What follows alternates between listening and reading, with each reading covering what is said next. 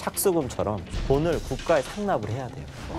북한에서 파견되는 노동자들이 불만이 속출을 하고 있습니다. 좀 부자가 되겠구나라는 생각으로 나왔는데 인프라가 아주 극악해서 목숨을 많이 잃거든요. 다 일일이 검열을 하고. 감금 수준이에요. 북한보다 어려운 나라가 있나요? 있어요? 세계에? 있나요?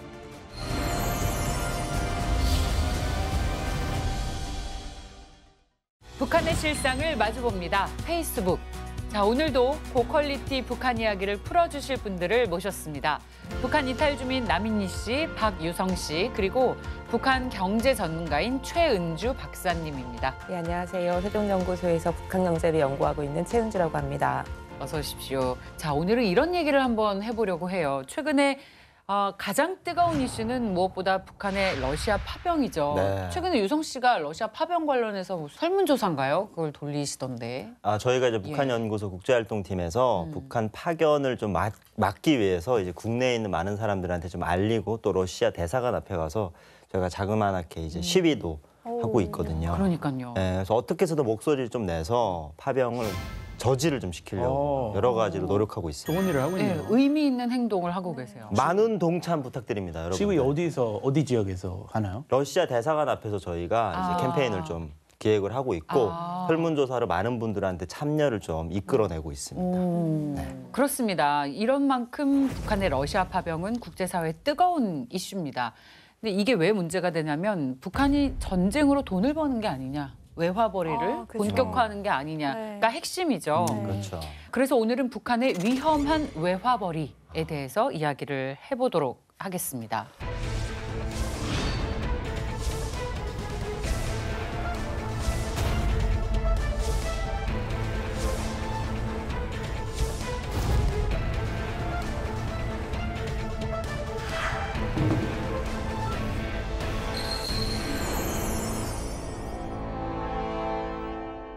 북한이 군인들을 파병하면서 어느 정도를 받을 거다. 저희도 파병편에서 다룬 적이 있습니다. 사실 이게 북한 군인들의 목숨값이죠. 목숨을 내걸고 받는 돈인데 러시아한테 그렇다면 북한은 얼마를 받았을지 한번 짚어보겠습니다. 네, 국정원이 밝힌 바에 따르면 이제 북한군 규모는 이제 12월까지 총 1만여 명에 이를 것이다라고 지금 예상을 하고 있습니다. 그럼 1인당 이제 월 2,000달러, 하나로 하면은 대략 한 270만 원 정도 된다고 하는데 이제 요것을 받는다고 하면은 10,000명이 파병되었을 경우에는 이제 한 달에 약 2천만 달러, 그리고 이제 연간에는 3,300억 원 이상이 될 것이다라고 예상이 됩니다. 이 정도 규모면은 북한에서도 이제 유의미한 좀 외화벌이 행동이 될 수 있겠다 생각이 듭니다. 와. 거기 파병 북한군 예상 월급이 일반 북한 주민 월급이랑 비교하면 어느 정도인가요? 2023년에 북한의 1인당 국민 총소득을 파악했을 때 159만 원으로 이제 예상하는데 이제 한 달에는 약 13만 원 정도 받는다라고 볼 수 있겠죠. 그럼 아까 말씀드렸던 러시아에 파병됐을 때 한 달에 270만 원 정도 받을 수 있다고 한다면 이제 20배가 넘는 금액이다라고 볼 수 있겠습니다. 참 많이 나네요. 네. 저는 이제 멀타에 북한 해외 노동자로 일을 했을 때 제가 한 130유로 정도 받았었어요. 그러니까 이제 한국 돈으로 치면 한 20만 원 정도. 네, 그럼 제가 저한테 주는 게 그 정도고 나머지는 다 가져갔거든요. 노동자들은 그래도 조금 어느 정도라도 주는데 군인들은 거의 다 가져가기 때문에 북한 당국으로서는 엄청난 외화벌이라고 할 수 있겠네요. 민희 씨도 일반 북한 주민들에 비해서는 월 소득이 그 2배 가까이 높았네요. 많은 거죠. 많아요. 정말 많은 겁니다. 많은 거예요? 그렇죠. 그렇죠. 만약에 완전 그 나가- 돈을 군인들이 자기가 다 가져서 가져간다면. 온전히 성한 몸으로 국내로 들어간다면 네. 평생 동안 먹고 살 수 있는 돈을 1년 안에, 뭐 6개월 안에 벌어오는 거죠. 평생 먹고 살 돈. 근데 그렇지 않은 게 사실 그러니까 직접적으로 들어가지는 않잖아요. 그 많은 돈이. 그 돈으로 어떤 플렉스를 할 수 있어요, 진짜? 만약에 270만 원이 온전히 내 손에 들어온다. 북한에서 어떤 삶을 살 수 그 있어요? 정도면은 뭐 아파트도 사고, 네, 택시도 맨날 택시도 타고 타고. 다니고, 북한의 비싼 식당들은 다 돌아다니고, 북한에서 돈으로 할 수 있는 건 다 하지 않을까요? 이런 상상 해보셨어요? 내가 만약에 대한민국에서 정말 돈을 잘 벌어요. 근데 한 달 벌어서 집 한 채를 살 수 있어. 아파트 한 채를 살 수 있다. 지금 네. 그 금액을 북한의 군인들이 파병 나가서 한 달에 버는 거예요. 2,000불이면 아파트 한 채를 살 수 있어요. 상당하네요. 지방에. 명쾌한 설명이었어요. 그러니까 약 10억은 적어도 넘는다. 한 10억에서 20억 정도 되는 돈을 그런 가치가 되는 돈을 버는 거예요. 한 달에 번다. 그래 다 뺏긴다. 어. 고의.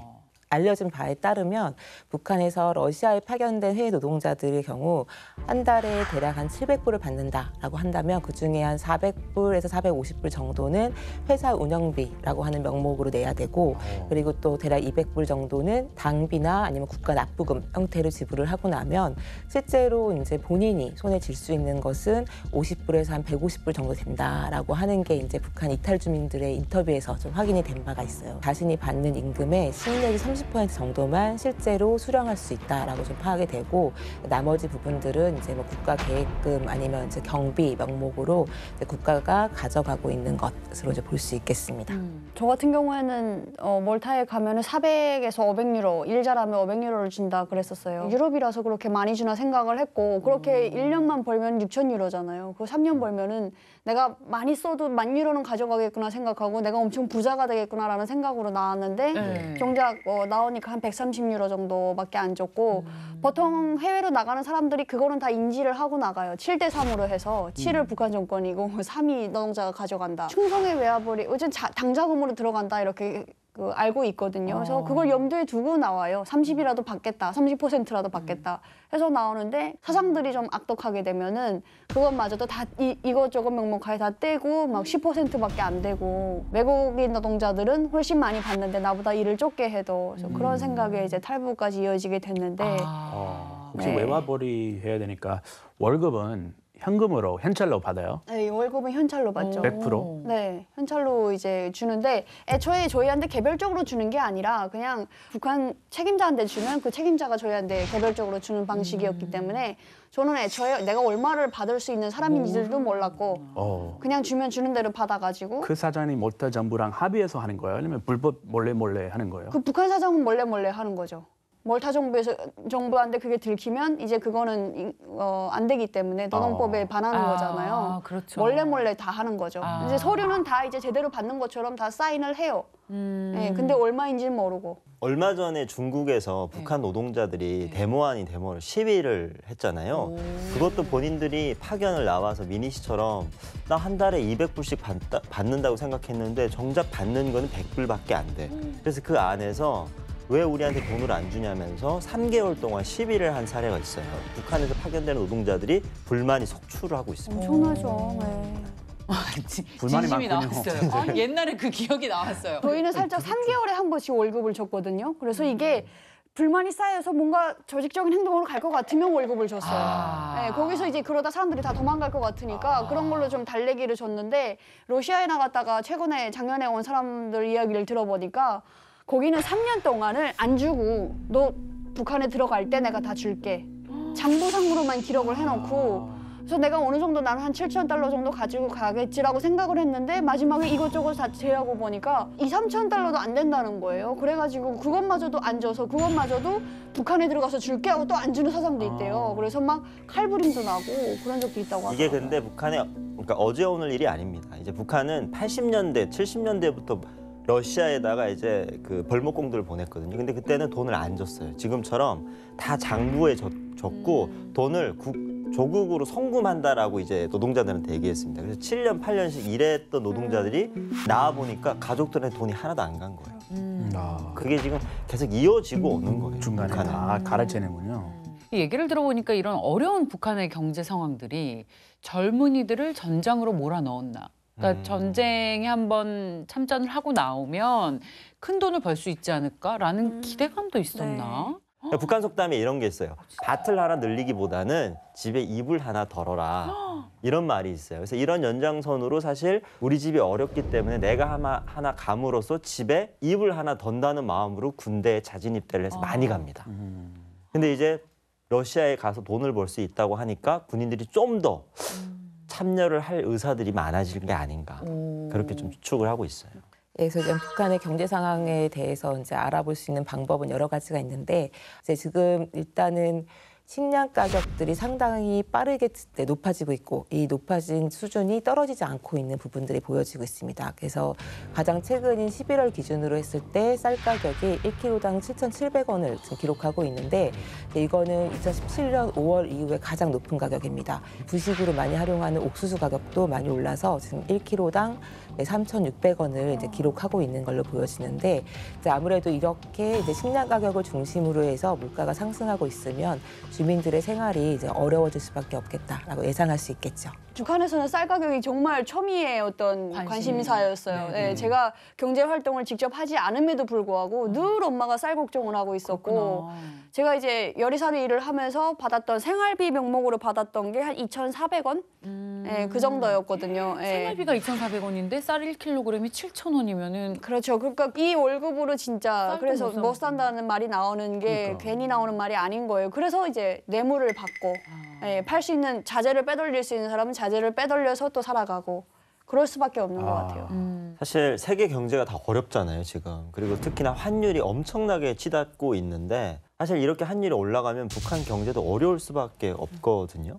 그래서 북한 경제 여기저기서 지금 경제가 어렵다는 레드 신호들이 나오고 있어요. 특히나 이 환율 부분에서 엄청나게 좀 많은 어떤 어려움이 있을 것 같은데 맞나요? 네, 환율이 상당히 빠르게 지금 올라가고 있어서 이제 이 부분도 많이 주목이 되고 있습니다. 9월 달 기준으로 했을 때 평양 내에서 원달러 환율이 16,500원을 돌파했습니다. 보통 이제 북한의 환율이 7,000원에서 9,000원 사이로 왔다 갔다 했던 걸 비교해 보면 지금 상당히 많이 오른 거고 올 1월과 비교해봐도 거의 2배 가까이 94%가 오른 거니까 상당히 급격하게 오르고 있다라고 볼 수 있겠죠.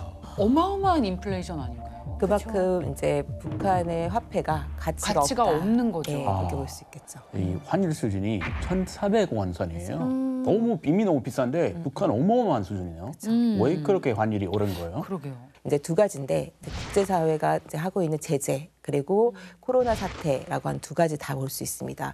일단은 국제사회 제재에서는 2016년 이후부터 이제 북한이 외화벌이를 할 수 있는 주요한 제품들에 대해서 북한이 수출할 수 없게끔 다 막아버렸기 때문에 북한이 아무래도 이제 외화벌이에 심대한 타격을 입을 수밖에 없었다. 그러면 내부적으로 외화가 공급되는 양이 많이 줄었을 수밖에 없다. 이제 봉쇄 예상이 때문에. 되고요. 예, 그리고 코로나19 때는 또 게다가 봉쇄를 했기 때문에 더 줄었을 거니까 사실상 외화를 확보할 수 있는 통로가 거의 없었던 상황이었다고 볼 수 있고요. 이제 최근에는 달러 수요가 커질 수밖에 없습니다. 기존의 수입이 재개가 된 것들도 있고 또 하나 주목되는 것은 북한이 올해 초부터 대대적으로 진행하고 있는 게 각 지방에다가 공장을 건설하는 이 지방발전 20승의 10이라는 정책을 추진하고 있는데요. 여기 공장에 들어가야 될 각종 설비나 아니면 부품 같은 경우에 북한이 모두 생산할 수가 없으므로 이것들은 추가적으로 수입을 해야 됩니다. 그러다 보니까 국가 차원에서도 수입이 커질 수밖에 없고 이 수입의 필요성이 높아지니까 외화 수요는 증가할 수밖에 없고 그러다 보면 시중에 도는 외화는 확실히 고갈될 수밖에 없어서 이러한 상황들이 겹치면서 북한의 시장에서의 환율이 빠르게 상승하고 있는 걸로 파악하고 있습니다. 그렇군요. 그러면 다른 나라들 같은 경우에 이제 달러를 벌어들이기 위해서 다양한 어떤 사업이나 이런 걸 할 수 있는데 북한은 이제 그걸 할 수 있는 나라가 아니에요. 안보리 제재로 인해서. 그럼 어떻게 하겠습니까? 이게 원래- 가짜 달러가 이제 만들어지는 거예요. 북한 안에서. 가짜 화폐를 만든다고요? 그러니까 위조 화폐. 북한이 이제 그 가짜 달러를 만들었던 걸로 굉장히 국제사회에서 많은 지탄과 어떤 의심을 많이 받아온 나라예요.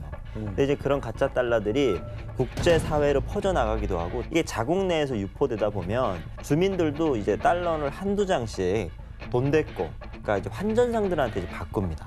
근데 그들도 이게 진짜 달러인지 가짜 달러인지를 가려내기가 사실 어려워요. 알 수가 없군요. 마지막에 종당에는 이제 돈을 모아서 다른 사람한테 아니면 해외로 이걸 이제 송금하거나 이렇게 줄 때 이제 여기서 가짜 달러가 발견이 되면서 피해는 고스란히 북한 주민들 거래를 하고 비즈니스를 하는 사람들한테 이제 그대로 가는 거죠. 북한 달러 안 쓰고 달러 대체적으로 많이 쓰는 그런 경향이에요? 북한에 이제 화폐 개혁이 2009년 11월에 있었던 걸로 기억을 하는데 그 전까지만 해도 보니까 주변에도 뭐 북한 돈으로 저축 그러니까 모아둔 사람들이 꽤 있었어요. 그게 하루아침에 휴지장이 돼버린 거예요, 진짜. 아예 그냥 무용지물이 돼버리니까 그때부터 사람들이 돈이 좀만 모이면 무조건 달러로 환전을 해놓는 거예요. 무조건. 예. 미국이 망하는 일은 없겠다 이런 인식은 북한 시민들도 있어가지고 그냥 그때그때 쌀 사 먹을 돈만 북한 돈으로 쓰는 네, 그런 경향이 꽤 있었죠. 인플레이션이 심해지면 결국 먹고 살기 더 힘들어지는 건 일반 주민들이잖아요. 부작용이 굉장히 커지고 있습니다. 그럼 북한 당국도 가만히 있을 수는 없을 것 같은데 좀 조치를 취하고 있는 게 있나요? 북한 당국에서도 이제 환율을 좀 안정시키기 위해서 정치 사업 자료를 배포한 것으로 지금 알려지고 있습니다. 요거의 문제의 원인으로 짚고 있는 게 뭐냐면 이제 유언비어, 그다음에 심리적 불안감이라고 지적을 하고 있습니다. 환율이 오른 원인이 네. 저런 심리적인 것 때문이라고. 네, 실제로 이제 이런 부분이 그 경제학에서도 이제 경제는 심리다라고 얘기를 해서 심리죠. 뭐 투자 심리, 그다음에 주식을 저희가 주식에 대한 그 분석을 할 때도 현실의 문제들도 보지만 이제 투자자들의 심리가 어떻게 되냐 이제 이런 부분이 있는데 불안한 심리나 아니면 이제 안정감에 따라서 사람들의 행동이 달라진다. 그래서 경제는 심리라는 표현을 하는데 북한이 이러한 걸 동일하게 쓰고 있다는 것도 사실 되게 재밌는 현상이었다고 그러네요. 보여집니다. 북한도 그 경제 원리. 기본서에서 나오는 네. 거기도 해당되는구나. 그쵸. 다 보고 있는 거예요, 그러니까. 이제 이런 원인 분석은 동일하게 한다 하더라도 문제는 이거에 대해 해결하는 방식으로 네. 1달러에 8,900원이란 딱 기준을 정해주고 그러니까요. 이 기준을 지켜야 한다라고 하는 건 사실 정책적 효과를 갖기에는 굉장히 어려운 판단이라 볼 수 안 있죠. 지켜질 것 같아요. 저게 말이 안 네. 되잖아요. 그쵸. 사실 가격이라는 저거는, 것은 예, 수요와 공급을 시장에서 나타나는 가격은 변화할 수밖에 없는 건데 수요 공급에 따라서 근데 이러한 부분을 국가가 기대한다고 해서 그렇게 실현될 수 없음에도 불구하고 이렇게 얘기하고 있는 거는 어떻게 보면 지금 이 상황들에 대해서 북한이 대처할 수 있을 만큼의 외화가 이제 많지 않다라고 볼 수도 있고 시장에다가 이걸 안정시키기 위해서 외화를 풀 생각은 없는 것으로 보여지긴 합니다. 시장에서는 16,000원 하는 환율을 자 이제 오늘부터는 8,900원. 그럼 저는 8,900원에 거래하세요.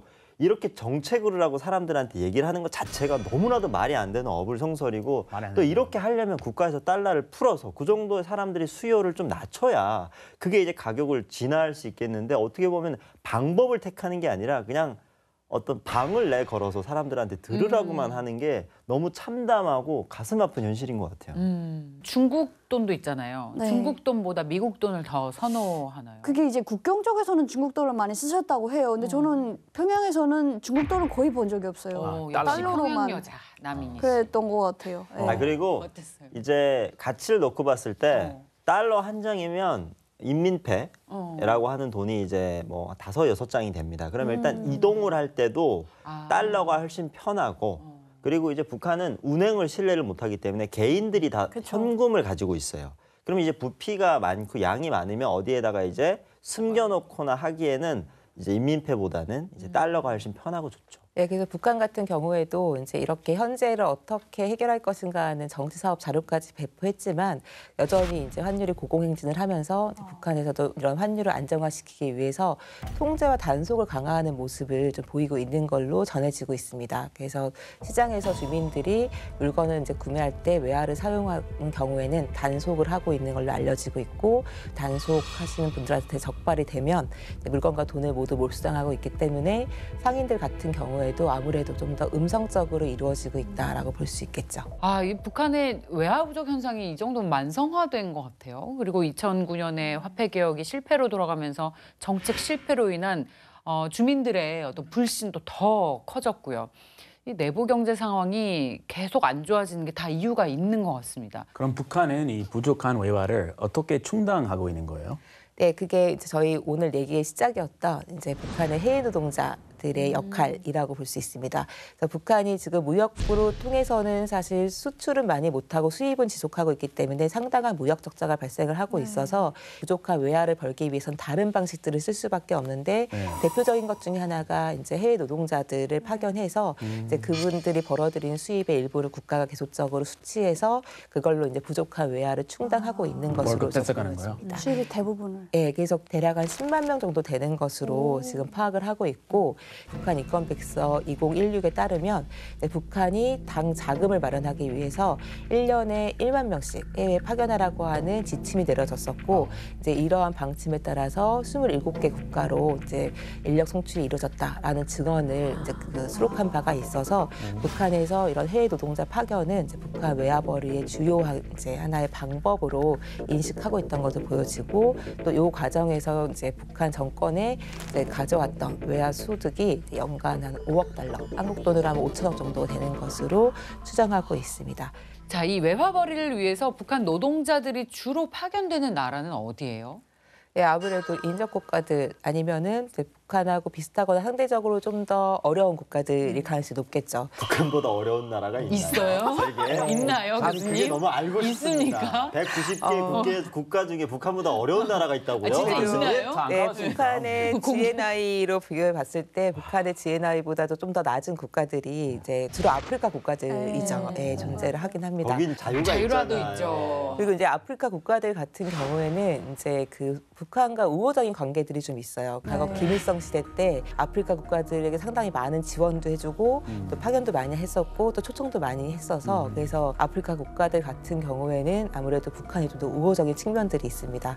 그러다 보니까 이제 정부 수립 이후부터 해서 1980년대까지는 이제 소련이나 아프리카 국가들 그리고 이제 1990년대가 되면서는 그러니까 이제 아시아 국가들, 아프리카뿐만 아니라 남미나 유럽에서도 수요가 있는 지역들에는 대부분 파견을 해서 이제 외화벌이하는 방법들로 활용해 왔던 걸로 보여지고 있습니다. 아, 그 나라도 필요한 인력 필요하니까 이렇게 그쵸. 보내는군요. 그러니까 북한 노동자들이 해외 나가면 주로 어떤 일을 해요? 예, 과거에는 보통 이제 단순 노동들을 많이 한 걸로 알려져 있습니다. 그래서 가장 대표적인 게 러시아의 벌목공으로 활동했던 이제 이런 거는 저희한테도 많이 알려진 사실이라고 보여지죠. 그래서 이제 이런 식의 단순 노동이 이제 좀 많이 이루어졌다고 한다면 김정은 집권 이후에도 나타나는 모습들은 그것보다는 조금 더 다양화되고 전문화되는 모습들도 보여집니다. 그래서 예, 뭐 미술 작가나 의사 그리고 이제 식당 경영과 같은 부분들이 있고 또 이 부분에서 주목되는 것 중 하나가 북한이 특히나 식당 운영이나 이런 건 외화벌이의 수단이기도 하지만 북한이 김정은 집권 이후에 서비스업에 대한 강조를 하기 시작을 합니다. 북한이 이제 해외 식당들을 만들고 그 식당에서 다양한 방식으로 이런 서비스업들의 경험을 갖는 거는 외화벌이로도 중요하지만 북한이 최근에 관심을 갖는 이런 관광과 같은 데와 연결됐을 때는 또 오히려 경제적으로 사람들에게 주요한 좀 경험을 갖게 한다는 측면에서도 요긴하게 생각하는 것으로 좀 보여지기도 합니다. 그래서 북한의 대표적인 외화벌이 수단이 이 식당이잖아요. 특히 해외 식당들이요. 네, 대북 제재 하에서도 이제 북한에서는 이제 그 해외 식당들을 그렇게 크게 줄이고 있는 것으로 보여지진 않습니다. 다만 이제 코로나19 시기에는 사실 경영난 자체가 발생할 수밖에 없었기 때문에 경영난으로 문 닫은 경우들은 있지만 일단은 일정하게 살아남아서 여전히 영업이 이루어지고 있는 것으로 좀 보여지고 있고요. 현재 해외에서 운영 중인 식당이 70여 개 이른다라고 얘기를 하고 있고 이 일을 통해서 연간 벌어들인 수입이 이제 7억 달러 수준. 그럼 하나로 따지면은 약 이제 9,400억 정도 이루어진다고 보여지고 있고 이 중에 결국에 집중되고 있는 건 아무래도 중국인데 이 중국에는 한국인들은 접근이 안 되고 있습니다. 올해도 갔다 왔었는데 실제로 이제 거기서 한국인이라고 확인하고는 이제 입장을 거부하더라고요. 예. 여권 확인해요? 어떻게? 아니 여권 확인하는 것까지는 아니에요. 막 세밀하게 확인한다기보다는 일단은 느낌. 예, 왜냐하면 이게 사진이 찍히거나 이랬을 때는 양국 모두한테 문제가 될 수 있기 때문에 아무래도 엄격하게 통제가 되고 있는 걸로 보여지긴 그러니까 합니다. 북한 거기서 일하는 종업원들이 공경에 처할 가능성이 많아요.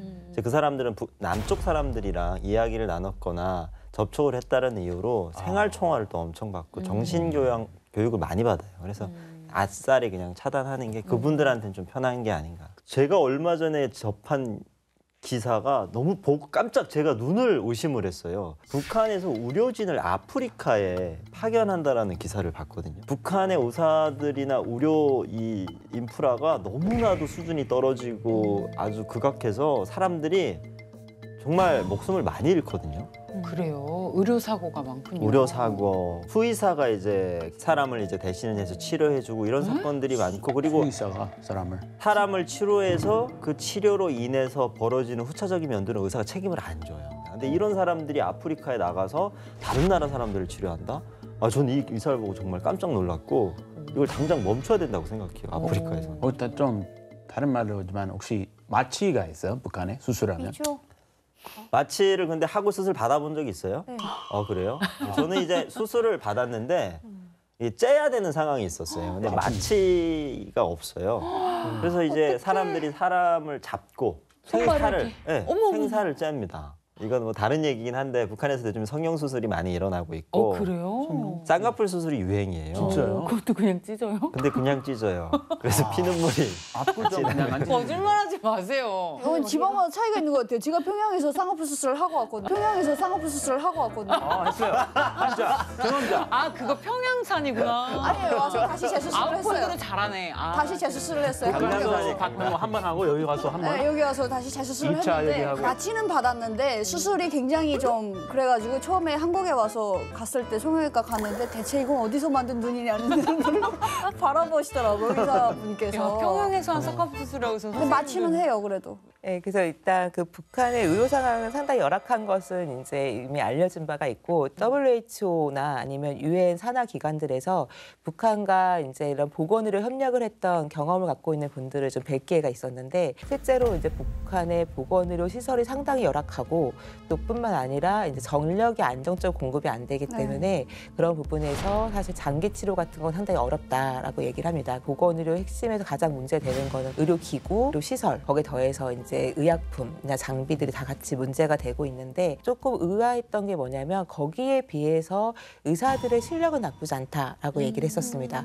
의사들이 대학에서 공부하면서 배우는 건 많지만 임상의 기회가 너무 없었다는 거죠. 그래서 뭐 3주에서 한두 달 정도씩 단기 연수 방식으로 나와서 이제 해외에서 이제 뭐 심장 전문 이런 식으로 해서 연수를 거쳐서 조금씩 많이 이제 좀 실력이 향상되는 것을 눈으로 확인한 바 있다라고 얘기한 적이 있습니다. 실력이나 이런 게 완전하게 검증이 안 된 북한의 의사들이 갈 수 있는 곳은 아무래도 기사에 난 것처럼 아프리카가 될 텐데 아프리카 같은 경우에는 의사 숫자도 적을 뿐만 아니라 인프라가 상당히 열악하고 제도도 열악하기 때문에 이런 이제 의사들의 의료 서비스 자체가 체계화되어 있지 않겠죠. 그러면 아무래도 그 안에서는 이제 의료 사고나 여러 가지 문제가 발생했을 때도 그런 문제의 책임 소재도 명확하지 않을 수가 있고 의료에 따른 비용들 같은 경우 천차만별일 가능성이 높고 그런 비용들을 거의 의사들이 그대로 가져갈 수 있다고 한다면 아무래도 이런 저개발 국가에 아직 정비되지 못한 제도까지 이용한다고 했을 때는 북한에서는 의사 파견을 통한 외화벌이를 좀 기대할 수 있는 상황이라고 보여지긴 합니다.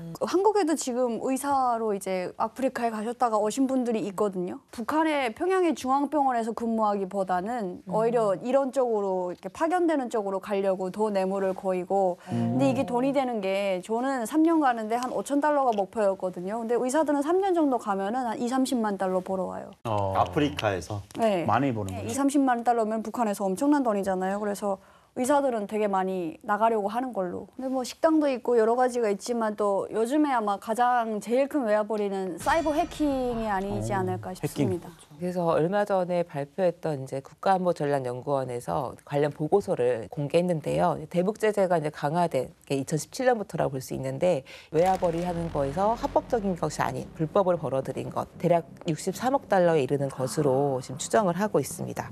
그래서 최근에 북한의 사이버 활동의 가장 핵심은 가상화폐 탈취 문제라고 볼 수 있는데 해킹 건수 같은 경우는 사실 전체 건수 4.7%인데 전체 금액으로 따지면 대략 34%를 차지한다고 봐서 이제 건당 갖고 있는 피해 규모는 상당히 클 수밖에 없겠다라고 보여지고요. 네, 북한에서는 이 부분을 계속적으로 하려고 하는 것으로 보여집니다. 그래서 최근에 나타나는 현상 중에 하나가 이제 북한의 IT 이제 인재라고 얘기하는 이제 전문가들이 이제 해외 테크 기업의 위장 취업해서 네, 그 안에서 소득을 올리는 방식을 이제 선택한 걸로 보여지는데요. 그래서 입사 과정은 주로 이제 서류를 이제 타인의 신분증을 이제 위조하거나 아니면 신분증을 사서 그 대체를 하고 그러면 이제 면접 과정만 잘 통과가 되고 나면은 다른 사람을 면접에 뭐 내세울 수도 있고 여러 가지 방법을 쓰는 것으로 보여지고요. 그렇게 해서 일단은 이제 입사를 하고 나면 그러면 이제 그 이후에는 이제 재택근무 방식들을 이용하면서 실제로 근무를 하고 있는 걸로 보여지긴 합니다. 그러면 위장 취업을 하는 사례가 주로 러시아인가요? 아니면 뭐 미국이나 이런 선진국들도 테크 기업의 위장 취업도 해요? 제가 확인한 것에서는 이렇게 선진 국가들에서 파악은 안 됐고 주로 이렇게 전원으로 듣거나 아니면 증언으로 봤을 때는 중국, 러시아에서 활동하는 경우들은 사례로 이제 좀 파악된 걸로 보여집니다. 이렇게 북한이 대북 제재를 피해서 꼼수로 외화벌이 활동을 하고 있습니다. 그렇게 안 하면 국가 재정에 문제가 있기 때문에 이렇게 해서라도 돈을 벌고자 하는 움직임인데요. 여기에 제일 큰 조력자가 된 게 러시아입니다. 북한 노동자들의 러시아 파견은 상당히 오래된 모습을 볼 수 있습니다. 그래서 구소련 시대에서도 이제 시베리아 같은 이제 이런 공간에서는 이제 러시아 노동력으로는 이제 커버가 안 되다 보니까 북한 노동자들을 파견해서 이제 목재, 그러니까 벌목공으로 활동을 했다라고 볼 수 있죠. 그래서 이게 상당히 열악한 환경에서 할 수밖에 없는 직업이다 보니까 아무래도 러시아 노동자보다는 북한 노동자들을 좀 더 선호했던 것들로 보여지고요. 그다음에 2000년대 이후에는 이제 연해주 지역, 그러니까 북한하고 붙어 있는 지역들을 중심으로 해서 해당 지역 개발에 필요한 건설 사업에 주로 투입이 되고 있는 것들로 파악이 됩니다. 이제 러시아에 가장 많이 북한 노동자가 위치한 곳은 이제 블라디보스톡으로 이제 얘기가 되고 있고 아무래도 해당 지역 내에서의 저임금 노동에 주로 종사하고 있는 것으로 파악되고 있습니다. 사실 다른 나라 사람들이 그 나라에 들어가려면 뭐 비자 문제라든지 여권 문제라든지 어떤 얼마 정도 묵는다든지 이런 외교적인 문제는 있을 거 아닙니까? 그럼 이 사람들이 이 많은 사람들의 비자 문제는 어떻게 해결해서 여기에 지금 체류를 하고 있는 거예요? 네, 일단은 이제 북한 노동자들에게 노동 비자나 취업 비자를 이제 제공하는 건 상당히 어려운 조건인 것으로 보여지고요. 비자 기한이 만료가 되면 일단 1차적으로는 철수를 합니다. 그리고 다시 단기 관광 비자 혹은 이제 친인척 방문과 같은 이제 그런 비경제적인 이유로 비자를 발급받을 수는 있거든요. 그러면 다시 재입국해서 경제 활동을 하고 있는 것으로 보여집니다. 이게 전형적인 지금 북한 노동자들이 해외에서 활동하는 방식이라고 볼 수 있겠고, 그래서 러시아 같은 경우에도 2019년에만 북한을 상대로 해서 관광 비자가 16,000건, 학생 비자가 10,000건 정도 발급이 돼서 이들 전부는 아니라 하더라도 상당히 이제 다른 경제 활동을 목적으로 이 비자를 발급받은 경우도 이제 상당 부분 비중을 차지하고 있을 것이다라고 예상할 수 있겠습니다. 자, 러시아 파견의 역사가 상당히 깁니다. 그런데도 북한 노동자들의 처우는 나아지지 못했습니다. 열악한 생활을 계속하고 있다고 하는데요. 러시아로 건너간 북한 외화벌이 노동자들의 실태를 북클립에서 만나보겠습니다. 북한에서의 해외 파견은 모든 북한 주민들의 로망입니다. 목돈을 벌 수 있을 뿐만 아니라 안정된 생활을 할 수 있다고 선전하기 때문인데요. 이들은 편리하게 잘 꾸려진 숙소들에서 푸짐한 식생활 조건을 보장받고 있으며 안정적인 휴식을 취하고 있다. 부푼 꿈을 안고 떠난 해외. 하지만 현실은 어떨까요? 통일부가 발표한 2024년 북한 인권보고서에 따르면 해외에 파견된 북한 노동자들은 근로시간, 근무환경, 임금 등 전반적인 면에서 열악한 것으로 나타납니다. 하루 기본 12시간, 최대 20시간, 때로는 철야 작업을 계속하는 중노동에 내몰리고 있는데요. 저는 러시아에 2001년도 11월에 갔습니다. 대체로 벌목인데 아침 7시부터 저녁 7시까지 맞교대를 하죠. 2교대. 어떤 때는 생산이 한창 이루어질 때는 24시간씩 할 때가 있습니다. 정말 사람이 죽어나죠. 겨울 같은 때는 휴일이 없습니다. 무조건 일합니다. 제대로 된 휴일도 휴식도 없는 과도한 근로시간이지만 북한 노동자들을 가장 힘들게 한 건 이에 대한 대가를 거의 받지 못하는 겁니다. 국가 상납금, 경영자금, 충성자금, 회사 운영비, 식대 등 다양한 명목으로 임금의 90%는 노동자가 아닌 북한 당국의 목. 어떤 때는 당국의 지시에 따라 추가로 상납해야 하고 정해진 작업량을 달성하지 못하면 아예 받지 못하는 경우도 부지기수입니다. 일반 노동자들은 $100 미만이에요. 또 거기서 이제 조직생활비, 당비, 사충은 사충, 조직생활비, 그리고 식비, 건군절이죠. 건군절 맞으면서 또 자금 낸다, 선물한다 이런 식으로 각종 명목으로 사람들이 뜯어내죠. 그럼 그걸 난 안 내겠다 말을 못 하거든요. 안 내겠다 하는 순간 그 사람은 이 평정서가 다 이렇게 붙으니까 업무 교장을 필요내죠. 6개월간에 벌었다는 게 한 $200 정도는 벌었던 것 같아요. 북한 노동자들은 작업 현장에서도 안전을 보장받지 못했는데요.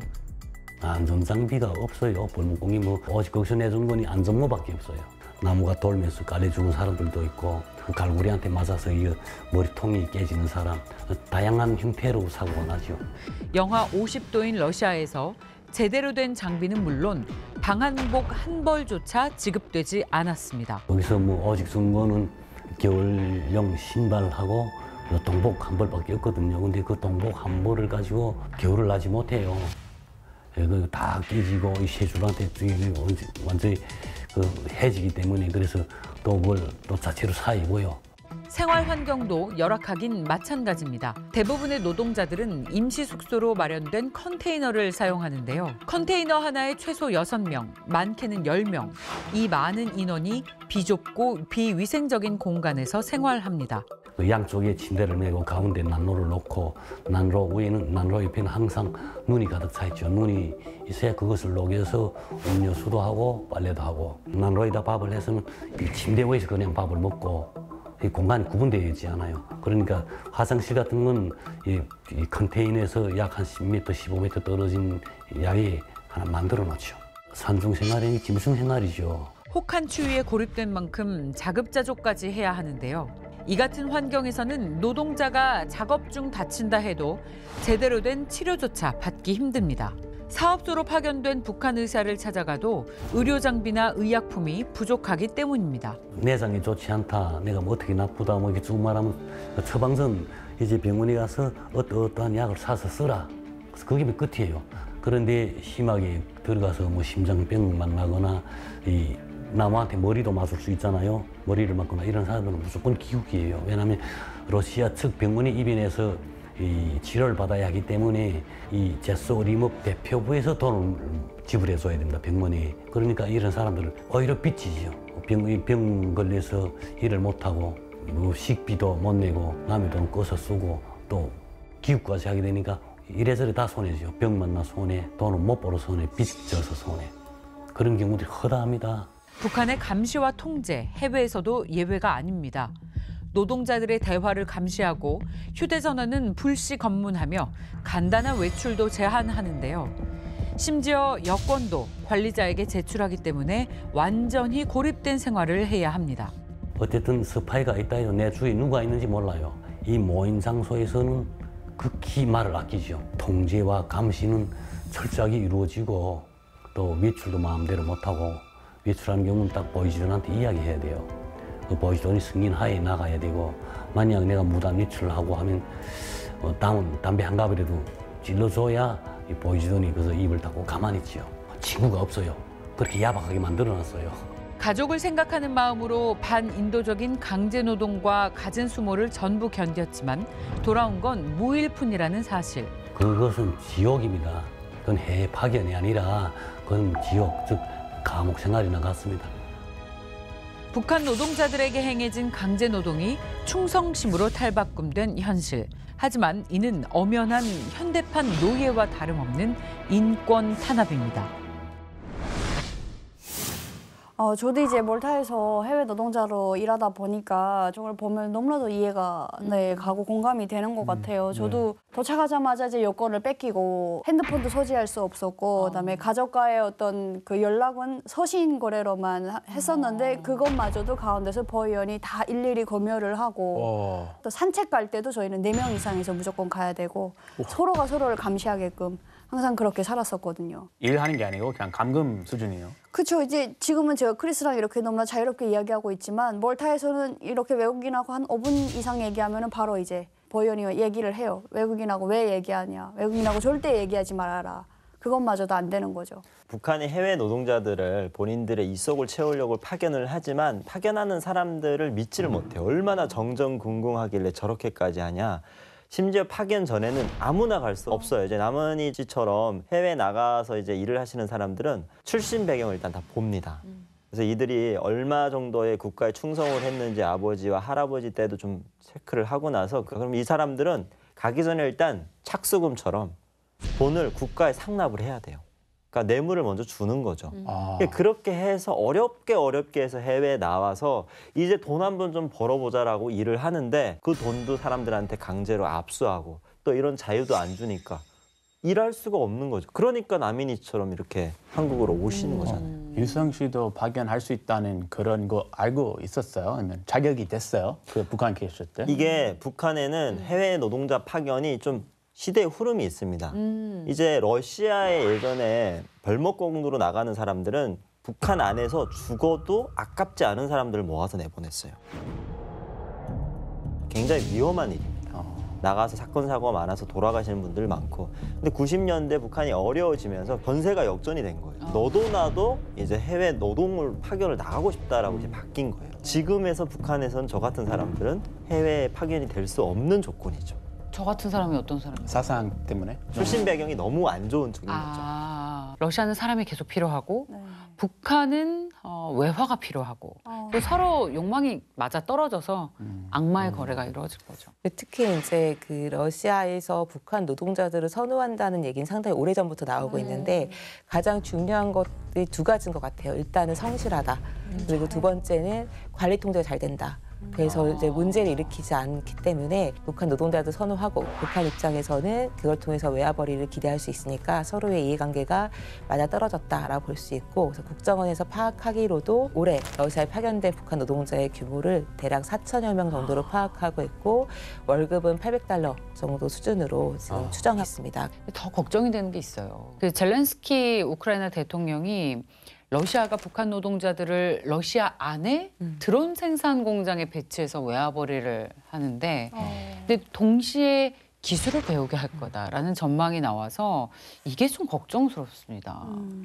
예, 안 그래도 올해 6월 달에 이제 북한과 러시아가 맺었던 이제 포괄적 전략적 동반자 관계에 관한 조약. 이 조약에는 이제 북한과 러시아가 향후에 어느 분야에서 협력을 할지가 거의 총망라되어 있습니다. 그래서 이런 쪽에서 특히 이제 관심을 기울였던 게 과학기술 협력이었습니다. 그래서 과학기술 협력은 크게 두 가지 분야로 볼 수 있는데 하나가 경제 관련한 과학기술, 생산 기술들을 배우는 영역이 있을 것이고 또 하나가 군사 파트에서의 과학기술 분야에 대한 협력일 수 있다라고 보여지고 있는데 최근에 이제 젤렌스키 대통령이 언급해서 봤던 것들처럼 조약에 따라서 움직인 거기 때문에 자신들의 둘 관계에서는 문제가 되지는 않겠지만 이제 이런 식으로 군사 파트의 과학기술 협력이 이루어진다고 하는 거는 이제 국제사회에서는 우려가 될 수밖에 없는 상황이다라고 보여지고 또 이런 이제 파병에 대한 논란이 이뤄진 후에 직후에 일단 푸틴도 러시아에서 이제 이 조약을 비준을 했고요. 그리고 11월 12일에 이제 북한 노동신문에서도 이제 이 신조약을 김정은이 직접 비준했다라고 밝히고 있어서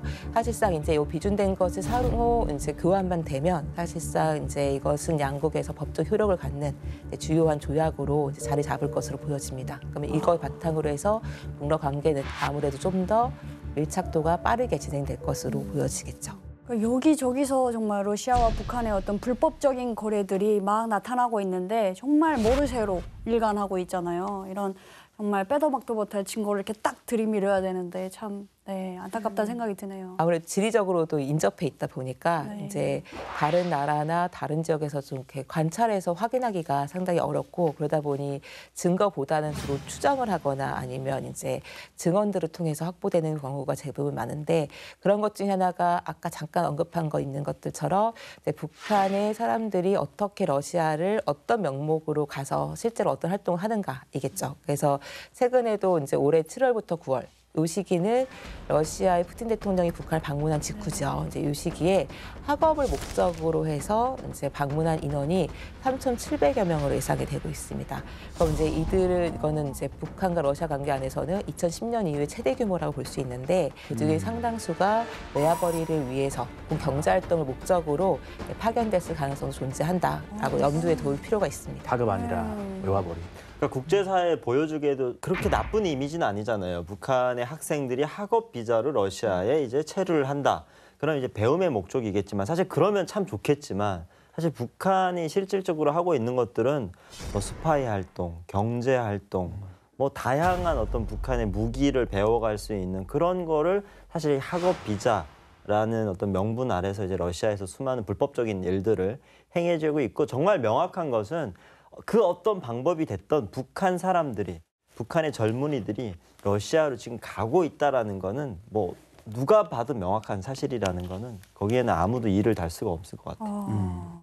박사님, 그럼 앞으로 러시아와 북한과의 협력이 특히 주목이 되는 분야는 어느 분야를 꼽을 수 있을까요? 국제사회가 가장 관심을 갖고 있는 건 군사협력 파트라고 볼 수 있는데 러시아하고 우크라이나 전쟁이 끝나고 나면 북한과 러시아 협력도 달라지지 않을까라고 예상할 수 있는데 이제 북한과 러시아의 협력 상황들을 보면은 특히 저희 주목해야 될 부분은 이제 경제 협력 관련한 분야들도 이루어지고 있고 그다음에 과학기술 분야들도 이루어지고 있는데 이런 것들을 조금 더 중장기적으로 봐야 되는 부분이고 당면에서 보는 것들을 북한의 상황에서 가장 안정적으로 확보하고 싶어하는 식량과 에너지라고 볼 수 있습니다. 최근에 한 2021년 정도부터는 북한 내부에서 밀가루에 대한 수요가 높아지고 있어요. 북한은 밀농사를 거의 짓지 않았기 때문에 이런 내부적으로 요구되는 수요를 충당하기 위해서는 밀가루를 안정적으로 확보할 필요가 있어요. 근데 러시아는 세계적으로 손꼽히는 밀 생산 지역이죠. 그래서 러시아로부터의 밀가루 수입이 지속되고 있는 걸로 보여지고 북한의 입장에서는 내부 수요를 안정적으로 충당할 수 있는 부분이 생기기 때문에 이런 부분에서의 관계가 좀 더 지속이 될 수 있는 부분이 있고 또 하나는 에너지 문제입니다. 석유나 천연가스가 북한에 들어갈 수 있다고 한다면 북한의 만성적인 이 전력 문제들도 어느 정도 완화가 될 수 있으면은 아무래도 공장 가동이나 관련한 부분들 안에서 북한이 필요로 하는 가장 중요한 두 축을 해결할 수 있다라고 한 점에서 일종의 빚을 지게 한 거죠. 그렇게 되니까 러시아 입장에서도 자신들한테 아주 치명적인 어려움을 야기하지 않는다고 한다면 북한과 이러한 관계들을 유지하는 것들은 그렇게 어렵지 않을 거기 때문에 아무래도 북한과 러시아 협력이 지속돼 나가는 데 있어서는 비군사적인 이런 영역들에서의 교류 협력을 저희가 좀 주목해 볼 필요가 있다라고 보여집니다. 자, 그럼 북한과 러시아가 이렇게 전례 없이 네. 긴밀한 관계를 이어간다면 우리는 어떤 대응을 하면 좋을까요?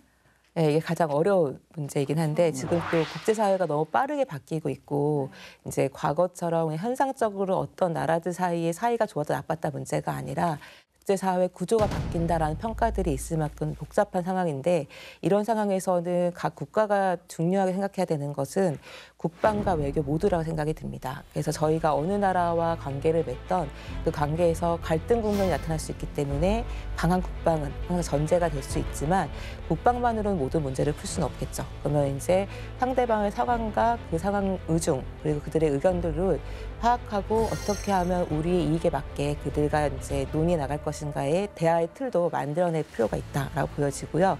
또 긴 북러의 역사들을 보고 있으며 그 역사가 항상 이렇게 긴밀한 관계를 만들어왔던 것은 아니기 때문에 이 안에서 저희가 여전히 개입할 수 있는 여지들은 존재한다라고 보여지고 그럼 저희가 북러 자체를 보는 것들이 아니라 북한과 러시아와의 각각의 저희가 맺어왔던 자산들을 잘 활용을 해서 그 외교 관계를 통해서 기본적인 대화의 채널을 마련하는 것. 그래서 갈등에도 저희가 원칙대로 대응을 하지만 또 이제 대화를 하고 논의 상황에서 접점을 만들어가는 걸 모색하는 작업도 열심히 시도해볼 필요가 있지 않을까 생각이 듭니다. 러시아와 북한이 전례 없는 긴밀한 협력 관계를 구축했습니다. 이걸 바탕으로 북한은 위험한 외화벌이를 지속하고 있습니다. 국제 질서를 위협하고 있는 위험한 행동을 멈추길 바랍니다. 북한의 실상을 마주보는 시간 페이스북은 여기까지입니다. 다음 주 새로운 이야기로 돌아오겠습니다. 고맙습니다.